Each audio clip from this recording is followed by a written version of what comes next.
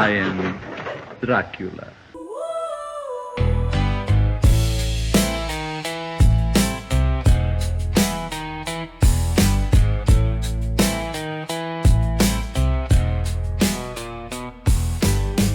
Welcome back, everyone, to the Graveyard Club podcast. As you may know, we've been starting to review more classic movies now. So since there's a new movie, a new Mummy movie coming out, I think next month.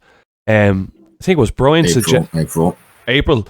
I think it was your idea, Bryan, to review the older Mummy movies. So last week, So last week we started off with the Boris Karloff, obviously the 1932 one, the original. So we're continuing on today. With The Mummy's Hand.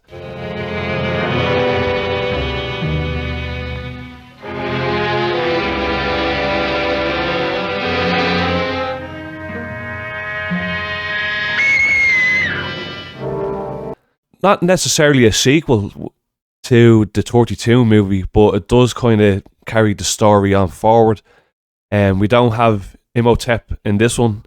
This is a completely new mummy.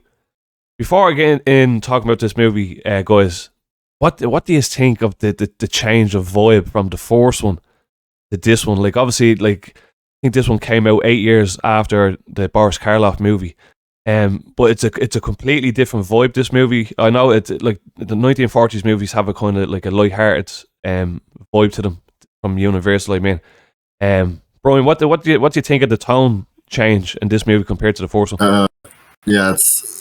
It's the genre's shifted a bit. It's still horror, but the 1932 film was very much supernatural horror. This is just regular horror, and the film's kind of comic book-ish, if I might say.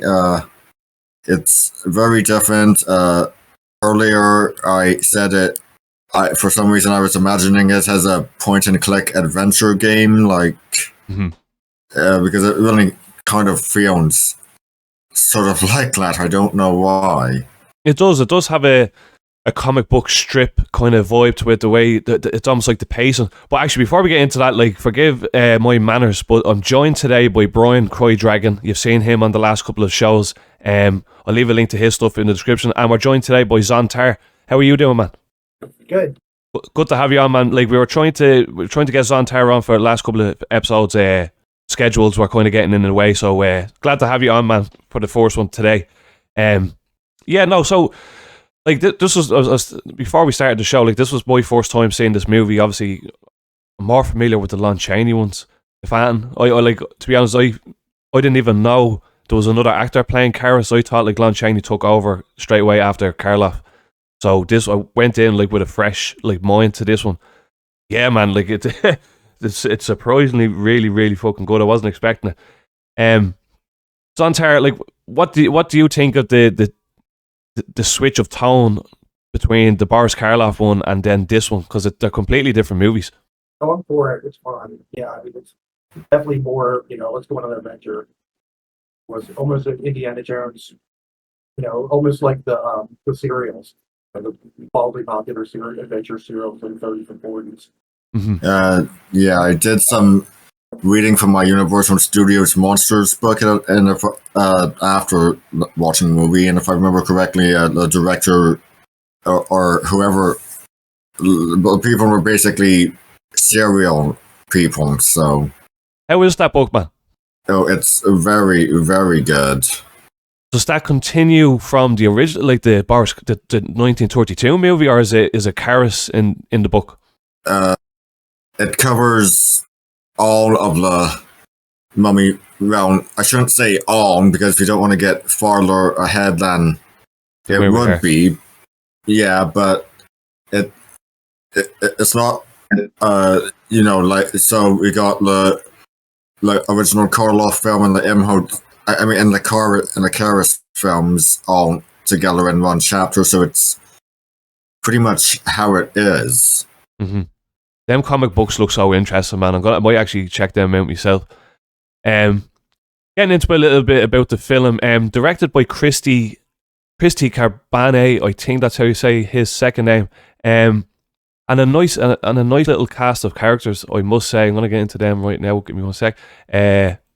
We have Dick Foran, Peggy Moran, Wallace Ford, Eduardo. I'm not even going to attempt to say that second name, and then George Succo. We're gonna once we get into the bit of the plot, we're gonna explain them actors, like, because again, this movie has a very like light-hearted vibe to it, and to be honest, I fucking love it.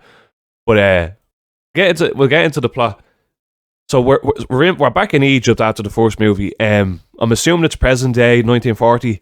A dying high priest of Karnak tells Indo-Heb the story of Kharis. So we're getting straight into the origins of Kharis. So 3 years ago, Princess Ananka dies. Kharis tries to bring her back using the Tana leaves. Now, the Tana leaves in this movie is basically Kharis's choice of drugs. He was caught trying to revive her with the Tana leaves, and he was buried alive without a tongue. But he was what's strange is, like, he was caught using the Tana leaves to try revive her, but they end up burying him with the Tana leaves. I don't understand that. And he's like, I guess it's kind of similar to how they buried the scroll of thought with Imhotep. yeah, like they're giving him like the secret weapon almost. Like, but what's weird that the priest brings the coffin back and lays it near Princess. It's buried near Princess Ananka's tomb, and basically, like, he's there to protect her. So during the cycle of a full moon, the fluid from the Tana leaves keeps Kharis alive. So I'm gonna give a little breakdown of the Tana leaves. So 3 Tana leaves keeps him alive. 9 leaves makes him move and protect Ananka, and then like anything over 9 Tana leaves will make him go crazy. But what I'm thinking, man, what happens if you give him a bush of Tana leaves? Kharis will probably just go off the fucking chain, man. But yeah, probably. Yeah, do you know what I mean? And so that kind of sets up like the origin and the narrative. Like, and what's funny, they used stock footage like from the previous movie and just reused, just like re-recorded some scenes, obviously with the new actor playing Kharis instead of having Boris Karloff there. Quite clever of them to do that. Now I'm gonna get talking into the archaeologist Steve Banning, and then his like little sidekick Babe Jenkins. They're hilarious in this movie. What do you think of them, Zontar? Oh yeah, hilarious. I definitely noticed a little bit of Abbott Costello action going on. Yeah, like I was thinking that myself. It was almost like a pre, like not as obviously over the top as them two, but definitely like in the 40s, like it was quite popular, I think, like for the little buddy comedies. So I'm assuming that's the style that they were going for in this movie.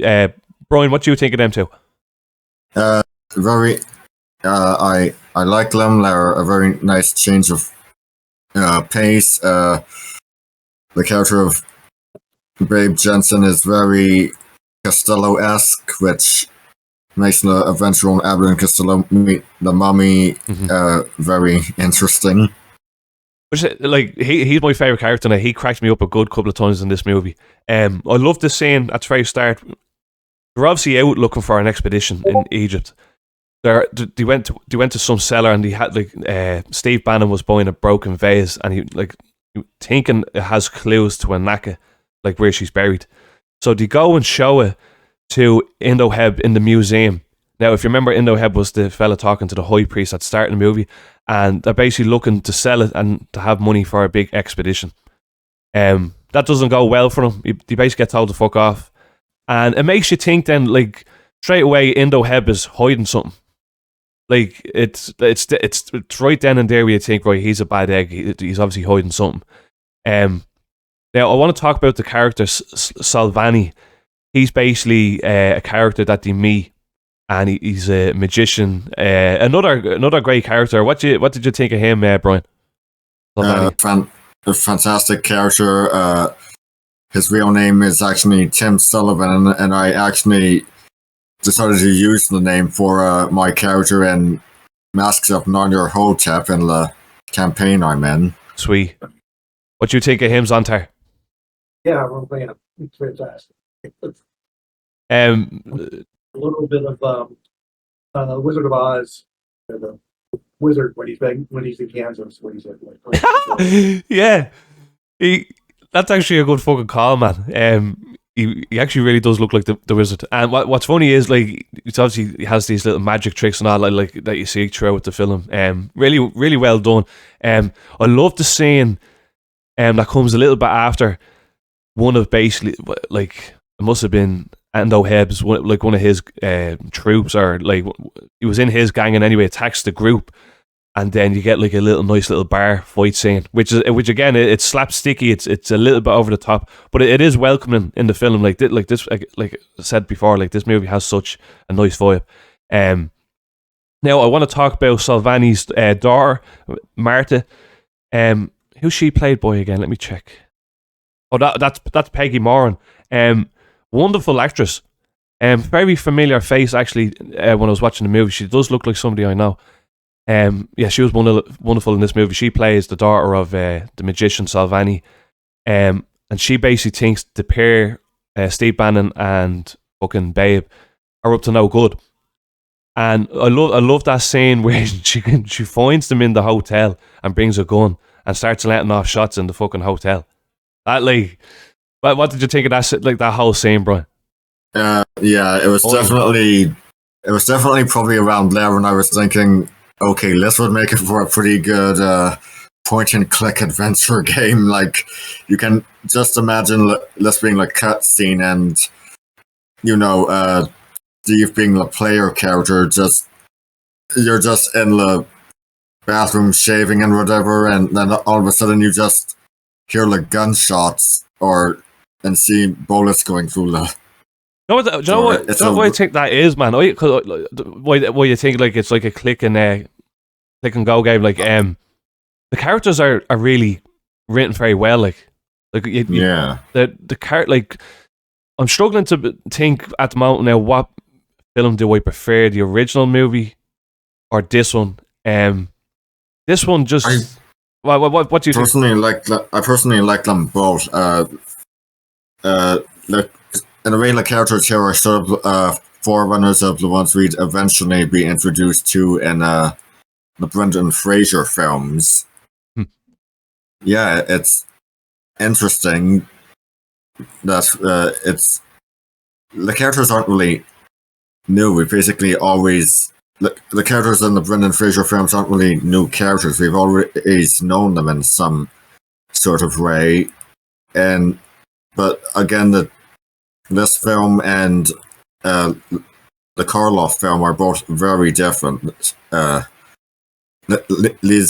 Kharis films being more straight up horror, or regular horror, however you want to describe it, while the Karloff film is more of it's a supernatural horror, so obviously the characters would be different depending on what genre, and with obviously, with Aaron Costello meeting the Mummy, we get into horror comedy. So again, the characters are really different. Yeah, and I kind of need to bore the viewers for a little bit and just do a little, just a little bit of background information. Obviously, Universal started their monster movies in the early 30s, and I think the first wave of them ran all the way up to maybe 38, 39. They took a little bit of a break and then came back in the 40s, but their movies obviously lost a little bit of that fucking atmosphere that in my opinion, and anyway, they kind of lost that little bit of spook to them. So their movies in the 40s, although they still had the same tropes, foggy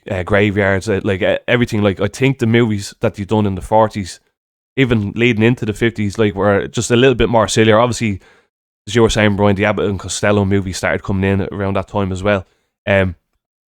Just I compared to like the Frankenstein franchises, the series, the Universal series, I'm less familiar with the Mummy, so that's why I was kind of surprised watching this one, how good it was, because I'm used to them Lon Chaney ones where it's kind of the same tropes. Like I was getting kind of the samey throughout them films, the Mummy's Tomb, the Mummy's Ghost. Zontar, like, would you prefer the style of the original movie with Karloff more? It's a bit more darker, or did you like the direction that I was going with this movie? I think I'd go with this one. The Karloff one, I get that it's bit with the Karloff one where it's like liking it as an obligation. Where it's like, okay, it's Karloff, it's, right in the middle of, Dracula, Frankenstein, Bride of Frankenstein. It's like, well, I have to work it. But yeah, it's a little odd, and then it's so much about the priest more than so than the mummy.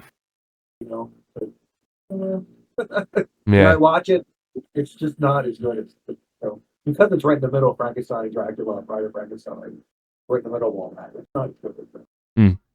And like both, I think this movie and the original movie are both kind of similar length. I think they're not longer than like an hour and maybe 5-6 minutes. I don't think, I could be wrong there now, but this movie. This one's an hour. This one's an hour and 10 minutes. I think the previous one is an hour and 14. So they are a little bit longer than I thought. But this one just goes so much smoother than the other one. Like, but again, you lose that atmosphere of that original one with Karloff. But like Zontar said, like it's not really much of a traditional mummy movie. Because you only see him in the bandages for the first scene, which is very disappointing. I think, especially when you go and watch the other movies, like I would have loved a couple of scenes where Karloff is in the bandages, going around choking out a couple of people. But well, the original film is also very different because we didn't have all of the cliches, archetypes, stereotypes, whatever you want to do. They were basically creating it from the ground up. Mm-hmm. And I suppose we can thank this movie, Bryan, for when you see a mummy in a children's cartoon, like Halloween costumes, like little figurine toys at McDonald's and all that. Like I suppose, like a lot of times they're based off like what came after the Karloff film. So yeah, right there. Yeah.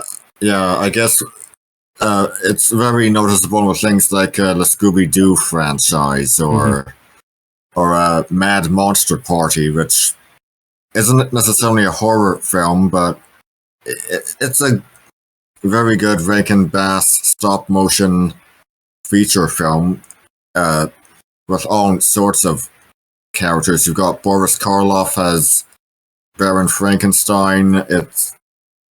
You have a lawyer-friendly cameo from King Kong because they couldn't call him King Kong, so they had to call him It. It's very interesting, and Quasimodo with pink hair. Never thought I'd see that. What? You need to send that into the Discord, man. I need to check that out. That sounds fucking crazy. The design of the mummy in this one was great. Who is it? Dick Moran who plays the mummy in this one? No, Tom Tyler. Oh, Tom Tyler plays the mummy in this one. He's fucking terrifying in this movie. I really like how he blacked out his eyes. It's a nice touch. Yeah, and you see, it's actually like I was watching a few videos on it, and apparently in the trailer, he didn't have the black eyes. I don't know if any of you guys seen that. Yeah, he looked creepy as fuck without the black eyes. Yeah, with the trailer, they very much made the title more apparent. The mummy's hand is poised to strike. Because I remember watching it with a friend years ago in my high school years and asking if the title had to do with the ring on Imhotep's hand in the original film. And obviously no. Yeah, obviously not. Obviously not, man. Sorry, man, I was going to ask, have you seen all of the Mummy movies from Universal? Yeah. The Lon Chaney Jr. ones just really kind of blend together. Yeah, that's what, like, and am I wrong in saying there's, like, some of them movies start out with a high priest at the very start? I think one or two of them do. Like, did you do that high priest malarkey in all the Lon Chaney ones as well? Yeah, they really just... With the Kharis films, Kharis has basically been... the titular mummy has been bumped down from main antagonist to henchman, basically. Mm-hmm. Interesting. He's still formidable, but he's still technically a henchman. And man, there's some scenes in this movie I was watching Kharis just drag his fucking legs around the place, man. It makes me think if I actually came across Kharis in real life and he was going after me. Like, surely, man, a hammer into the head or something like that would put him down over. What do you think, Zontar? Would you be able to take on Kharis in real life?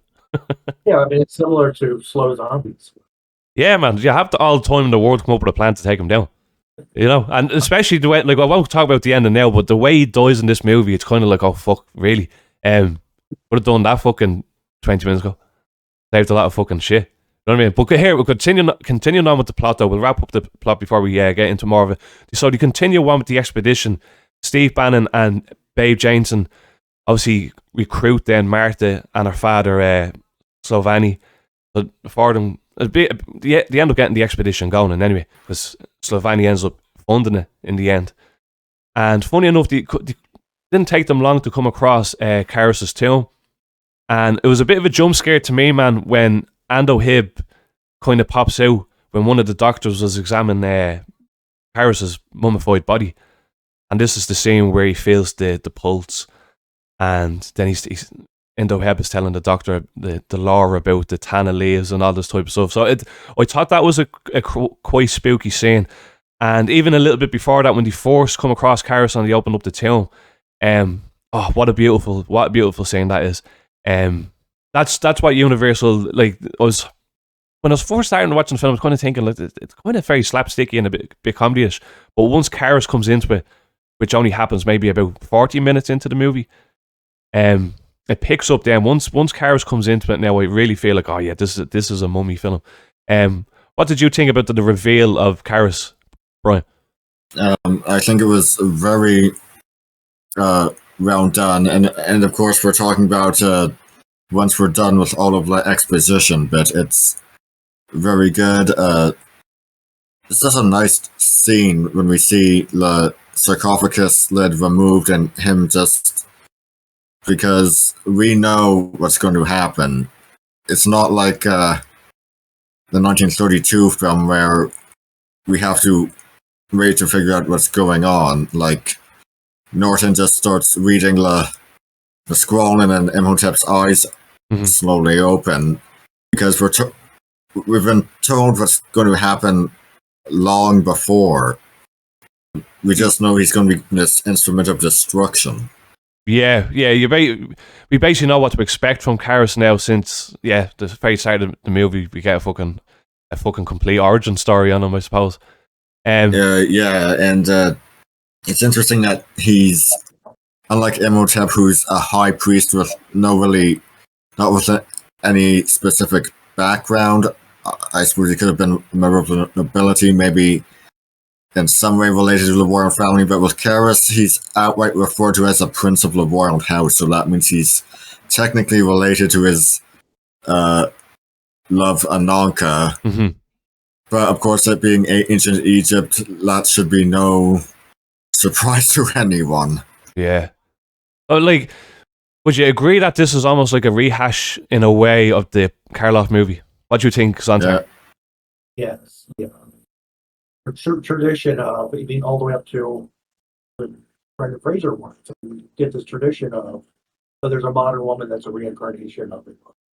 That's I said on the last episode that they're almost like a love story wrapped in like a little horror style, man. Really. Except there's no reincarnation in this one. It won't be. Forgive me for spoiling this, but we won't get into that until a few films later. Oh, really? In the Kharis series. Oh, it'd be interesting. I haven't seen all of them, man. Like, I think I've only seen the original, seen this one, and I think I've seen 2 of the Lon Chaney ones. I think Lon Chaney done 4. Yeah, and it's kind of interesting because with the Brendan Fraser film, we think it really is it is reincarnation. That Evie is the reincarnation of Anck-su-namun. Then the Mummy Returns comes out and they're like, nope, she's the reincarnation of someone completely different. And this character we didn't meet in the first film is the reincarnation of Anck-su-namun. That's going to be interesting. Yeah, so technically there's no reincarnation in this film. There's no reincarnation in the Brendan Fraser films. Yeah, it's interesting how much the Brendan Fraser film kind of took from the Kharis films. Mummy's Hand in particular, being more action-adventure and less supernatural horror. Speaking of the Brendan Fraser mummy movies, they're brilliant as well. Like, I've probably seen them first before all these classic ones. That new mummy movie that's coming out in April, you said, Bryan, A lot of people was thinking that was going to be the Mummy 4, Brendan Fraser. I'm aware there is a Mummy 4 coming out. A bit on the fence about how they're feeling about it. On one hand, it's nice to see Brendan Fraser coming back after all the stuff he went through in real life. On the other hand, I just want an honest to goodness horror film Mummy again, but with the one that's coming out in April, I guess we're getting that anyway, so I guess we're having enough to choose from. Yeah, we're getting the best of both worlds, man, if that fourth Mummy does come out. Yeah, we talked a little bit about that new one coming out on... we might get to that when it comes out, maybe. But who's after joining? Chris. Oh, Chris. Yeah, I'm here. Welcome in, Chris. Thanks. I apologize for my lateness and my lack of intelligence to be able to calculate things. Oh, I didn't miss much, Chris. We're just wrapping up the plot now before we talk a little bit more about the movie. Yeah, thanks for joining in, man. Thanks for having me. Yeah, no, well, maybe when that new Mummy film comes out, we might get around to watching it. I don't know if anyone here are still cinema goers, but yeah, I might try to get around to reviewing that. Maybe, hopefully, we have a few more of the classic ones done first, though. Get through them. If I don't see it in the theater, I'll be sure to be getting it when it comes out on DVD and Blu-ray. Actually, look, sidetrack a little bit, man. Were you going to say something there, Zantar? Oh, is there a trailer yet? I'm not real familiar with it. Does it tease a trailer? Yeah, it's not that long. Have a little look there, man. When we finish up here, it looks good. It looks different, though. I'm optimistic about it. Like the director done a great job with Evil Dead Rise, so I'm quite optimistic about it. But Bryan, what I wanted to ask you, though, man, I seen that you posted a picture on Instagram. You're reading an Egyptian book. What's that been like? I finished that a couple of days ago. Then I moved on to one on Chinese mythology, and I finished that today. And I'm going to be tomorrow. I'll start reading an Arthur Conan Doyle short story collection that I got for Christmas, which includes some stories that may be called mummy stories, like pre-Universal movie mummy stories, like honest to goodness mummy stories, like Bram Stoker's, like Bram Stoker's The Jewel of Seven Stars. Yeah, it's older than a lot of people think. Mm-hmm. And ironically, only one of those is pre-mummy literature that ever got adapted into the Mummy franchise is The Jewel of Seven Star for the Hammer films. Mm-hmm. But of course, I haven't seen that. But yeah, interesting thing to note that the Mummy and that Bram Stoker story, female. So beat the Tom Cruise film by well over 100 years. And of course, it was later adapted by Hammer in 1971. So a female mummy, nothing new. Yeah, and that Tom Cruise movie was fucking shit. But yeah, no, I've seen you posted about that Egyptian book. Bryan here reads fucking tons of books. Make sure you're checking out his Instagram, and he often does like read-alongs on YouTube as well. So check them out. To wrap up the plot, obviously the Doctor he gets strangled by Kharis and his fucking master pretty much takes off, and this is where the movie kind of picks up a little bit. Kharis goes off because he's full of tannin leaves. Goes on kind of like a killing spree, and he goes after the gang. Quite hilarious looking back though on how it's just a lumbering mummy. Chris, I want to ask you, man. What I asked the other guys, what's your thoughts on the tone shift between the Karloff movie and then what we had after?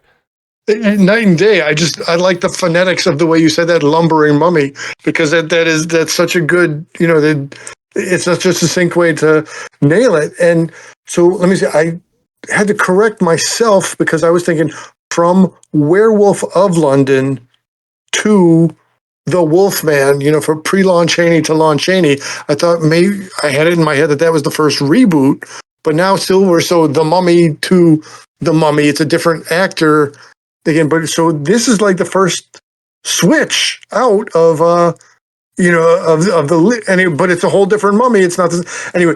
So in the first one, I'll say the first one is more of a top flight of an art piece, and this one is solidly grounded as a B movie. So it's night and day. It's apples and oranges. This is a completely different manifestation, a completely different vision. And then so how does that affect the lead character? So whereas Karloff was the agent of evil, if you will, but now here the mummy's a bit of a thug. The mummy is a tool, and so it's so very different. And like you said, instead of powers given through the scroll, now we're at just more brute force, blunt instrument. Based on, as you just said, he's all charged up on tanna leaves. You think of somebody who's had a little extra cup of coffee, and maybe they're a little bit extra wired in the day. But I have to figure the potentiation of the tanna leaves is way more than a cup of coffee. So I mean, this thing's ready to it's a sledgehammer. Yeah, and adding insult to injury is that he was a prince before the whole thing. So he's basically been reduced from leader to lackey. Well stated. Kharis got the shitty end of the stick, man, for real. Them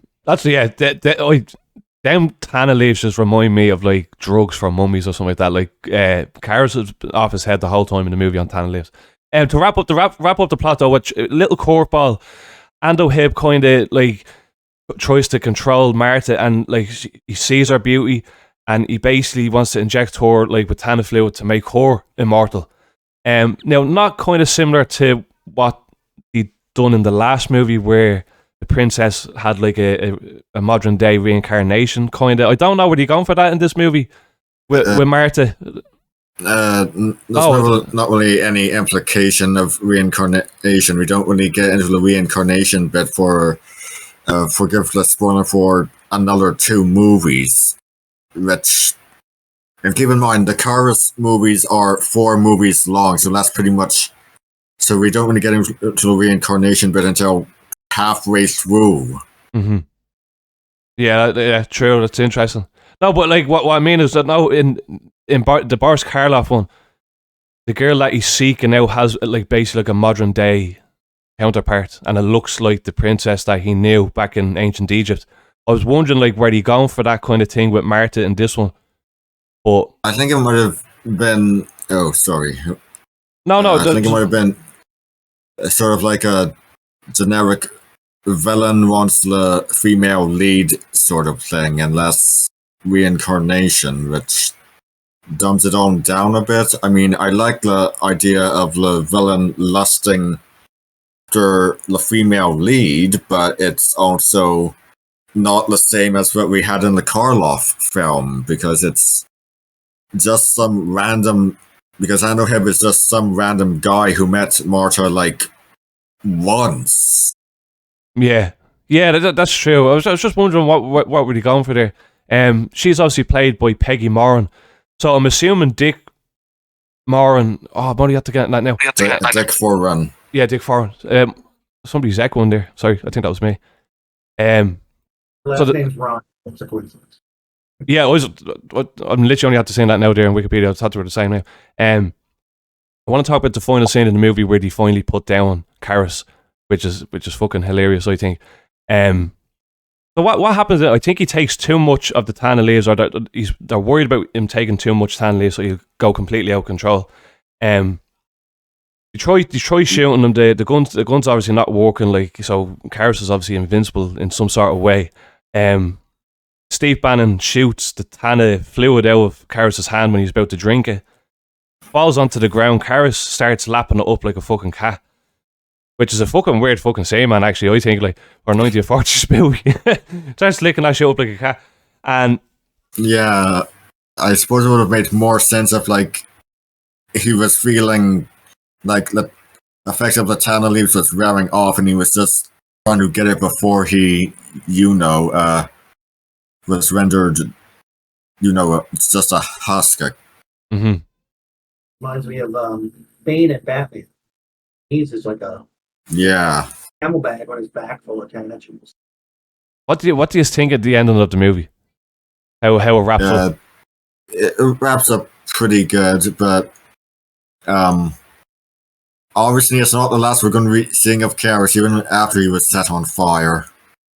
Lontar, what do you think about the ending? The next one, I believe it's the next one that's The Mummy's Tomb. later, 20 years later, but then it's half. 20, 30. Yeah, there's a lot of time skips in the Kharis series. Doesn't make any sense. And then a lot of it's stock footage from this one. Is there any continuity between the movies? Yeah, it does. It does follow Kharis, and Oheb is somehow still alive despite having been shot and blown down a bunch of steps that were recycled from the movie Green Hell. And it follows Steve's son. Oh, nice. As the protagonist, so Steve and Marta's son has Turhan Bey, who was actually considered to be in a remake of the Karloff film alongside Christopher Lee in the 90s before we got the Brendan Fraser film. So, like, did Hammer basically just redo the Kharis movies then? For colour? I haven't seen much of them. Yeah, they basically just did that for the first one, which was called The Mummy. I haven't seen all the Hammer films. I think just the first two.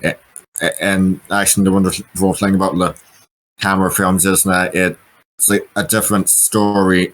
Like, they're all independent, so it's essentially an anthology series, so you can watch them out of order. Chris, have you seen any of the Hammer movies? The Hammer Mummy movies? So let me open with it. I was already saying not to present myself as an expert regarding Universal, and so just as a fan trying to have fun and learn along the way, but I will downgrade. So I know whatever I know and don't know about Universal, I know even significantly less about Hammer. I mean, I respect the imagery, the cinematography, the contrast that Hammer is to Universal in general, like as a company, as a body of work, as a library of films on one side and a library of films on the other. But I could not, with any sophistication, say what does Lee do differently. I know the Mummy wrap is a way darker color, and so that in a color movie, so that just gives a very different visual. If I could jump backwards for a second about continuity versus discontinuity, I would say it skews more towards discontinuity from one Universal Mummy movie into the next, but also in the way that it's Universal Studios continuity is that it's always that your monster dies at the end of the movie, but then come the next box office go around, your monster is back again. So in that same way that Frankenstein's dead, Frankenstein's not dead, as we said, the creature of the Black Lagoon is dead, and then not dead. Wolfman dies at the end of Wolfman, but comes back for Wolfman meets Frankenstein. So in that way, there was the Universal sequel continuity, if I can make that phrase up. I just wanted to comment on the continuity versus lack of continuity also. Very true, man. First, I want to say I definitely recommend getting stuck into them Hammer movies. Amazing. But no, you're dead right. There is definitely a first wave of Universal movies and a second wave, and they're completely different to each other, in my personal opinion. Zontar, have you seen any of the Hammer movies? Yeah. What do you think of them? I think I've probably already seen them on the cycle, so it was a bit of like I haven't seen them sort of normal. And I'm a fan. There's a lot of fans of Seven Goody, man. Seems like the whole Discord watches them. Yeah, looks like there's really only two that one for the most two. I suppose there's 3 of them. Mummy, Curse of the Mummy, and Blood from the Mummy's Tomb, which is the female one. There's just 2 of them. Yeah, I do have that third one on DVD somewhere. I need to watch it. I never fucking watched it.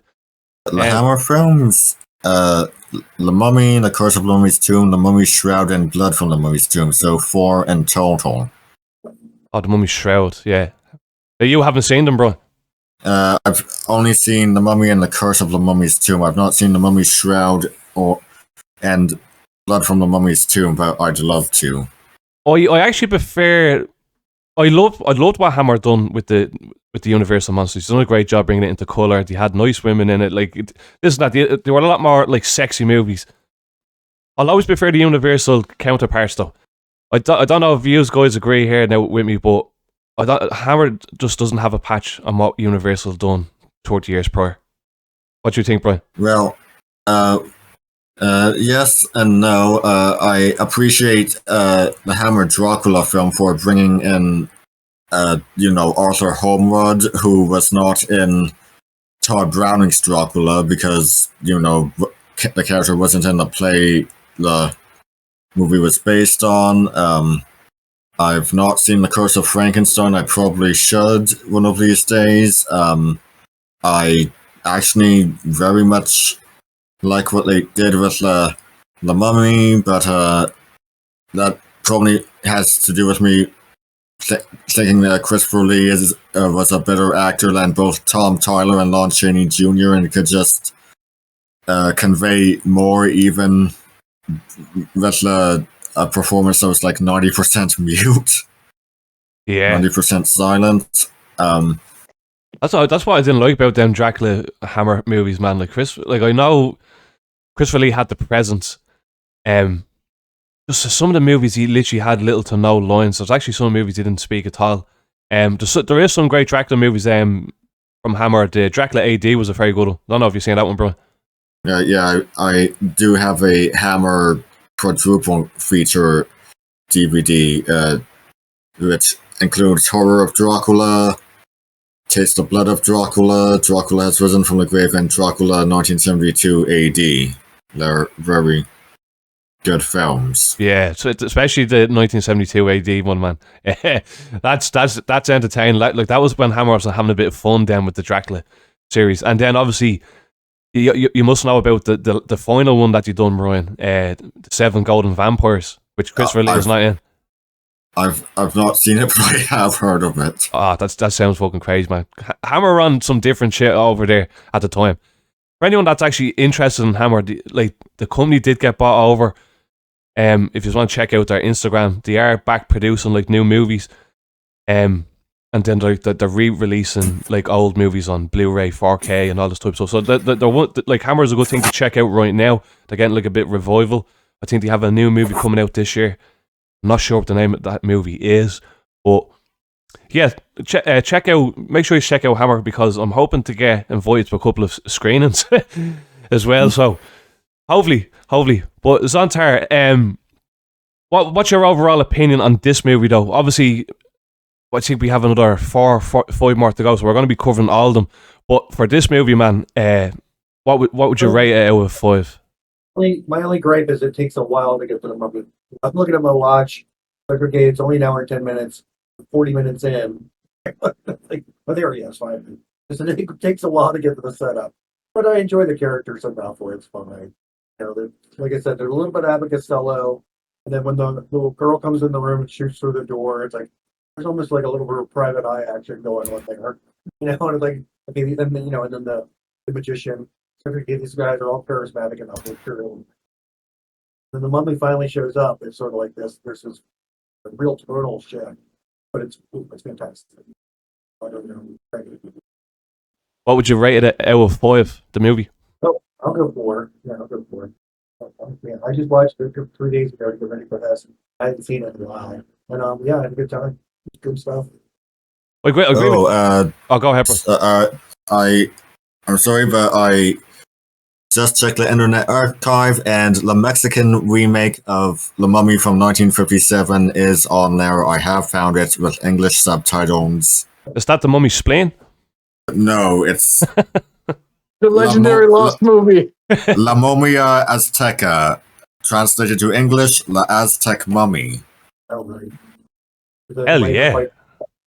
Yeah, so a Mexican remake of La Mummy, and as we're not too far away from Dracula, there is also a Turkish Dracula film, Dracula in Istanbul. Jesus, we need to review that, Zontar. Chris, would you jump on to review that? Hey, put it in front of me, or let me find a way. Let me say it that way. Don't let me put it on your responsibility. Let me find a way to put it in front of me, and I will absolutely be ready to comment on it. I don't know if I'll be the same as I am now after having viewed it. I don't know if it'll be life changing or mind scrambling, but I am along for the ride and game to give it a. Don't worry. Our friends at Neon Harbor have an English version on the YouTube channel, so and English subtitles. So yeah, we're golden. Yeah, link that into the Discord, man. We're doing that next week. No, we're doing The Mummy's Tomb next week, but Dracula and Istanbul. That's when we're done. That's for when we're done the Mummy movies. I don't know, man. That might need to get done. No, that sounds very, very intriguing to me. Well, Chris, did you just have a show today? Yeah, I did. So local to me here. So we mentioned comic book business last time. So the comic book artist Alex Ross it's called the Heroes and Villains exhibit at one of the museums not too far from me. It's a smaller regional museum, the Dunn Museum. So that exhibit is going to close February 16, but also so happens this weekend they're adding in a Alex Ross documentary that you can check out, or that a person could go check out in addition to seeing the art pieces. So that was what I was talking about on my own channel. If I can come back and drop my rating for Not the Mummy Spleen for the second of the Mummy of the franchise. You know, I'll say the first one was maybe had higher aspirations, but did this one achieve what it wanted to achieve? Was this one successful at what it was looking to go at? So I will say yes. So I could give it a 4. I could give it a 3.5 for a B movie. It is an outstanding showing for a B movie. And so if I'm picking between the first one and this one, I'll edge the first one, the Karloff one. I'll give that a higher rating. But this one is worth the time of looking into it, and a great manifestation, a great expression of Universal from the year 1940. Well fucking said, man. Well said. Bryan, what about you, man? I'm gonna give it a 4.5. It's still a fantastic movie in my opinion, but it feels like a bit of a step down from the Karloff film. Are any of these movies going to top the Karloff movie? Because what I was thinking about doing as we review more Mummy movies, that we could, like, if there's 7 movies, 6 movies, whatever it is, we could do a ranking of them as we're going along. But so far, like, the general consensus is the Karloff one is on top. This was as I said before, like, this was my first time seeing this movie, and coming fresh off the Karloff one there last week, it's, as everyone said here on the panel, it's definitely different. Maybe not in a bad way or a good way, but it is different. It definitely feels like more of a traditional Mummy than that other one, where that one, as you said, Bryan, it's definitely more of a supernatural kind of Dracula copycat movie. This one is a lot more lighthearted, but then again, there's a lot more Mummy action in it, which I really appreciate. And I don't know, I think you could class this as the blueprint for a Mummy movie, because obviously the Brendan Fraser movies came, then the Hammer movies came, and they're all kind of based off this one, where the one with Karloff one never really gets touched. It's kind of in its own lane. Where but it's less. The Karloff film is less stereotypically Mummy, because he is still technically a mummy even without the bandages. That is true. As Art of Bay, he's resurrected, but yeah, he's definitely still classed as a mummy. And he's more easily he's had 10 years to assimilate to modern Egypt. He can pass as a modern Egyptian, which I don't think you can. See Kharis doing. Yeah, that's true, man. And the way I think of a man as well, if you've seen the two of them in a dark alley, Kharis or Ardif Bey, Karloff, I think I would rather run into Kharis than run into Ardif Bey in a dark alley at night time. Ardif Bey is terrifying in that fucking movie. What do you think, Zontire? Like, if you're in an alley, what one would you rather run into? Kharis. Fucking 100%, man. What about you, I Chris? love this question in my heart. I love this question, and let me articulate. I will go Kharis also. So I'm middle-aged. I have no delusions about my foot speed, but I would rather take my chances that I could put a move or a swim around to escape Kharis from a dark alley. But Ardith Bey, with that mental power, again, I don't know, was it mind control? I don't know, was it hypnosis? But it was, whichever way you want to categorize it, it was the ability to take control over the will of another human being. So I think that would be more difficult to escape. And I do so love this question, but if I can pitch this one back also. So we've seen that the mummy, in the second one, the Tom Tyler mummy, is a bit resistant to bullets. We know that Ardith Bey didn't want to be touched, the hand to his arm. Would Ardith Bey have any resistance to bullets, or was it only by magical means that Ardith Bey could be defeated? Or would Ardith Bey also have a bit of bullet immunity, if you will? Interesting point, man. Interesting point, and that's a good one to think about. Yeah, who knows? Because like that's the one thing about that movie. They never really tried to kill Ardith Bey, really, like with guns. That's an interesting one. Bryan, what if you were in a dark alley, man? Who would you rather run into? Kharis, with Imhotep being able to, he doesn't really need to be in the same room as you to kill you. So, definitely Kharis. Man, I think I'd be able to take on Kharis. I think if the four of us were in the alley and we seen Kharis, we'd beat the shit out of him. Whereas Ardith Bey, man, would pick us off one by one. Ardith Bey would follow you all the way home to your house. Kharis all day, man, for that question. But what I'm gonna get my ratings now. Yeah, so I actually really enjoyed this movie. This was my first time watching it. Usually I try to watch the movie twice before I do a review, but I had no time, so this was the first time I watched it there a couple of hours ago. And yeah, I'm actually very surprised how good it was. I would still edge it to the Karloff movie, so if I was ranking them so far of the two movies, the two mummy movies, obviously the Karloff one is still up top, and this one's second. But only by just a little bit, because I think some of them Lon Chaney ones get like a little bit. I forget the one I have. I think it might be the Mummy's Tomb. Just a little bit more silly. I enjoyed this one. I enjoyed the Abbott and Costello kind of vibe with the two characters that we had.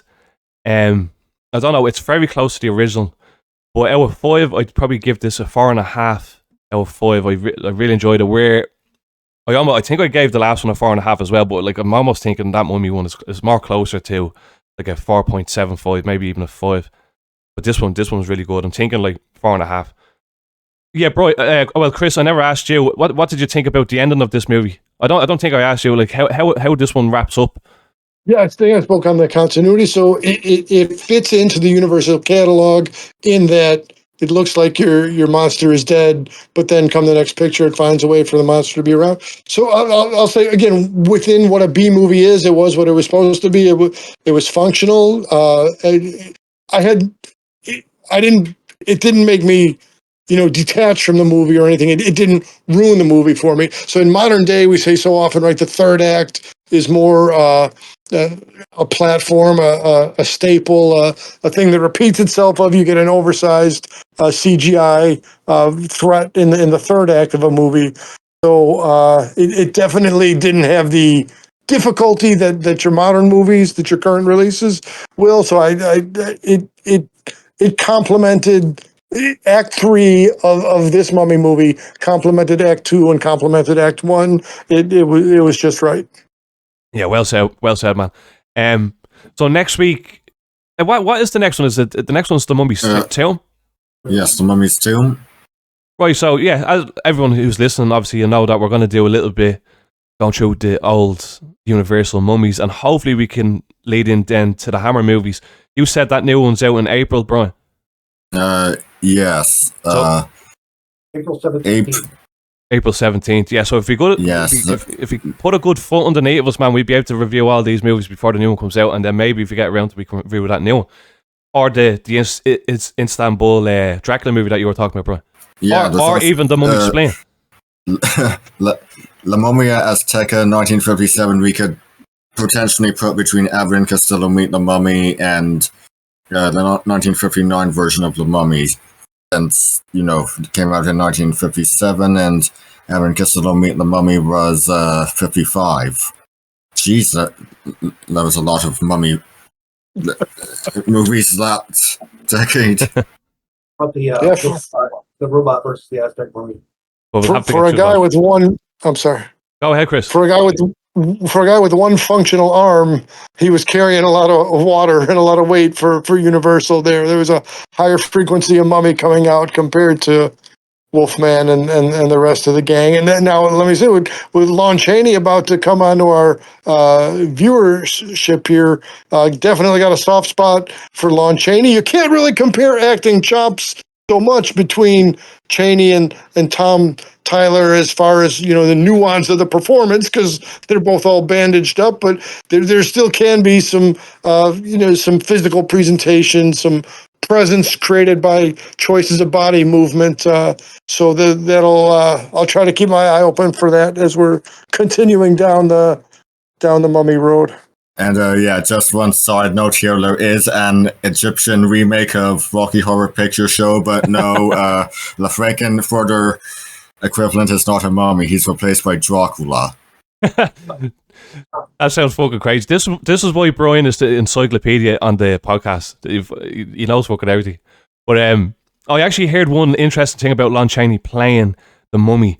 I'm not sure if you guys have heard this, but that he was drunk. Yeah, no, but and he apparently he made the suit, like whoever was doing the costume design, probably Jack Pierce. He had a straw like going down the side of the suit, so he could dip the straw into a glass of like alcohol, and then have the other end of the straw coming up out of the top collar of his suit, obviously, so he could drink. Don't know how true that was now. Cocktail of brandy and Tana juice. Have you heard that, Zontar? Yeah, no, I thought I heard that he wasn't thrilled about the role, and I'm kind of actually surprised that got him, because one could be really wasted on the mummy. Yeah, but they got him for his name. He's starting right after the Wolfman. Yeah. What his name on the poster? I suppose it worked. Like Lon Chaney Jr. I think he's great as the Wolfman. A lot of other stuff I've seen him in, he's kind of like a background character. Well, more so leading into like the 50s. His name wasn't as big as it was. He's a complicated. Yeah, he was actually filming a television series in here in Ontario back in the 50s. Few towns or cities over from mine. Hawkeye and the Last of the Mohicans, where he played the titular Last of the Mohicans Chingachgook. I need to dig into some more of his movies. I want to. Yeah, we'll talk about more about Lon Chaney and the movie next week. But that's all for today. So I want to go through the panel here. Brian, where can we find your stuff, man? You can still find my stuff on YouTube. I finished Bloodstained: The Curse of the Moon today, so it's 3 videos. It's not going to be too long. Like I don't know, maybe an hour and a half to watch them all. Yesterday I started reading The Travels of Marco Polo. Still doing watch-alongs for the English dub of Ghost Stories. So Brian has been on that book grinds, man. Fucking love to hear, man. Make sure you check out his channel. You should be linking your Instagram as well, man. Like your Instagram is great. Chris, where can we find your stuff, man? On YouTube at Chris Conley, Mr. C Dives In, trying to sound all practiced like I've said it before. You know, like I said, just freshly out of the gate here is my kicking around for the Alex Ross art exhibit, and definitely I'll have more horror and Svengoolie related content coming around. I might pull the plug, so to speak. Tomorrow might be the day. I do have some of the Jada brand figures and the like the Jada, whatever the higher end Dracula one is not in my current collection. So tomorrow maybe I both pop by the museum and pick up one of the missing Dracula Jada figures. It's not in my collection, and then speak about it on my YouTube. But thanks much for having me around. No worries. More than welcome. Great to have you, Chris. Yeah, so mate, I'm going to link Chris's channel down in the description. Great stuff. So make sure you check that out, guys. Zantar, are you on any socials? No, I'm on. I don't have any podcasts. I'm on mostly Facebook and Reddit and on Discord, just posting on it. Yeah. On Facebook, I'm on the original Svengoolie group, and I watch while it's on. Yeah. Well, if you come across Zantar, make sure you give him a shout out. We record all of this in the Classic Horror Fans Discord. I just want to advertise this a little bit before we close off.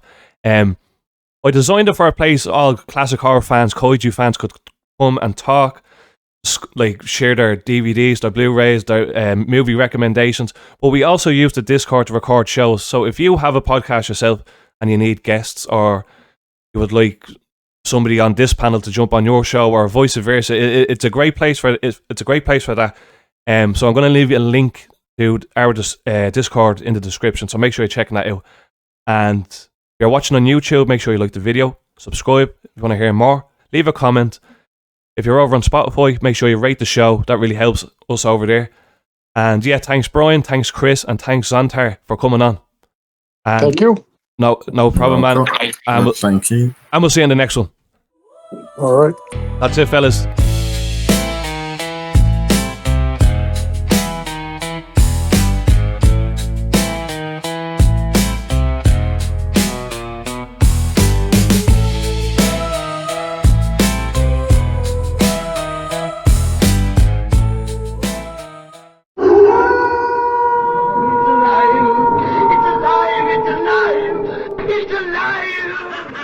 I am Dracula. Hey, where's the girl?